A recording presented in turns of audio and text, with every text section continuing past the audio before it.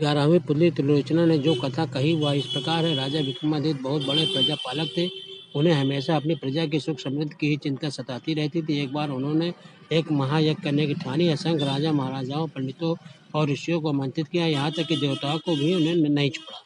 पवन देवता को उन्होंने खुद निमंत्रण देने का मन बनाया तथा समुद्र देवता को आमंत्रित करने का काम एक योग ब्राह्मण को सौंपा। दोनों अपने काम से विदा हुए। जब विक्रम वन में पहुंचे तो उन्होंने तय करना शुरू किया ताकि पवन देवता का पता ठिकाना ज्ञात हो। योग साधना से पता चला कि पवन देवता आजकल सुमेर पर्वत पर वास करते हैं। उन्होंने सोचा अगर सुमेर पर्वत पर पवन देवता का आह्वान किया जाए तो उनके दर्शन हो सकते हैं। उन्होंने दोनों बेतालों का स्मरण किया, वे उपस्थित हो गए।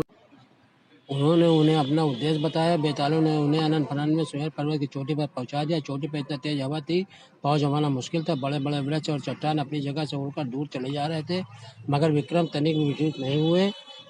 वे योग साधना में सिद्धस्त थे, इसलिए उन्होंने एक जगह अचल होकर बैठ गए। बाहरी दुनिया को भूलकर पवन देवता की साधना में रत हो गए। न कुछ खाना, न पीना, सोना, आराम करना, भूलकर साधना में लीन रहे।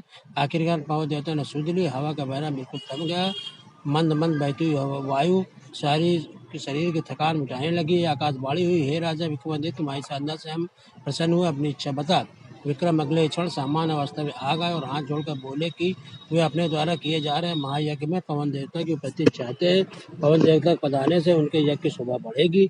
यह बात विक्रम ने इतना भावुक होकर कहा। पवन देवता हंस पड़े। उन्होंने जवाब दिया कि सशरीर यज्ञ में उनकी उपस्थिति संभव है।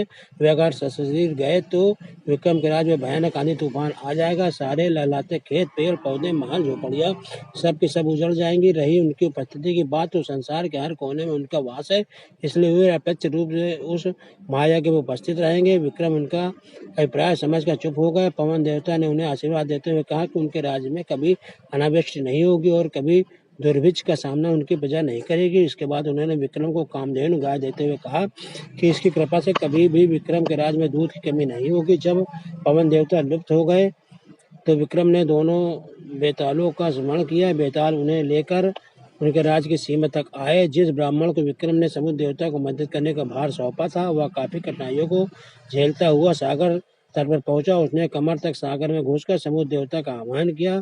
उसने बार बार दोहराया कि महाराज विक्रमादित्य महायज्ञ कर रहे हैं और वह उनका दूत बनकर उन्हें आमंत्रित करने आया है। अंत में समुद्र देवता असीम गहराई से निकलकर उसके सामने प्रकट हुए।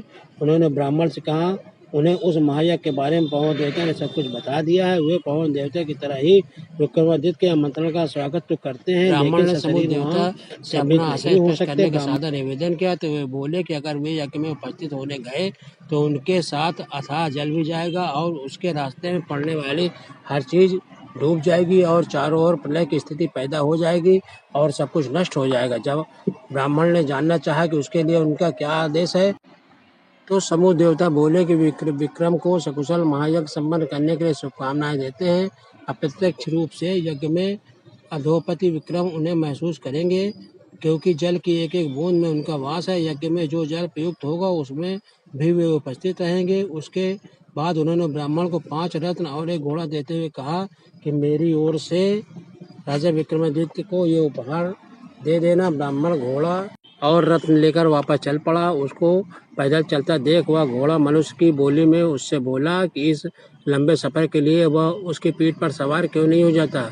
उसके ना नुकर करने पर घोड़े ने उससे समझाया कि वह राजा का दूत है, इसलिए उसके उपहार का उपयोग वह कर सकता है। ब्राह्मण जब राजी होकर बैठ गया तो घोड़ा पवन वेग से उसे विक्रम के दरबार में ले आया। घोड़े की सवारी के दौरान उसके मन में इच्छा जागी, काश वह घोड़ा मेरा होता।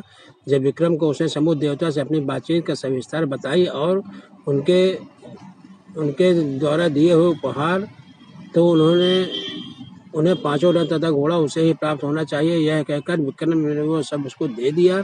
चूंकि रास्ते में आने वाली सारी कठिनाइयां उसने राजा की खातिर हंस कर झेली, उनकी बात समुद्र देवता तक पहुंचाने के लिए उसने कठिन साधना की। ब्राह्मण रत्न और घोड़ा पाकर फूला नहीं समाया। पुत्री त्रिलोचना बोली, ऐसे थे हमारे राजा विक्रमादित्य। राजा भोज, क्या तुम में ऐसे गुण है?